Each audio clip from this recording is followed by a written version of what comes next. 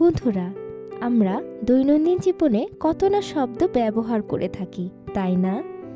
তার ভিতরে আমাদের যদি কেউ কোনো কিছু করতে বলে, আমরা তার উত্তরে বলি আচ্ছা। আবার মেসেজেও আমরা বাংলিশভাবে টাইপ করে থাকি আচ্ছা। এই আচ্ছা শব্দটিকে ক্যামব্রিজ ডিকশনারিতে অন্তর্ভুক্ত করা হয়েছে। ভাবা যায়, এটাকে এখন বাংলা শব্দ না বলে আমরা ইংলিশ ওয়ার্ডও বলতে পারি। আচ্ছা অর্থ সম্মতি জানানো। এই শব্দটি মূলত হিন্দি এবং বাংলা আচ্ছা বা আকছা থেকে এসেছে এবং এটি ব্যবহৃত হয় ওকে, ঠিক আছে অর্থে।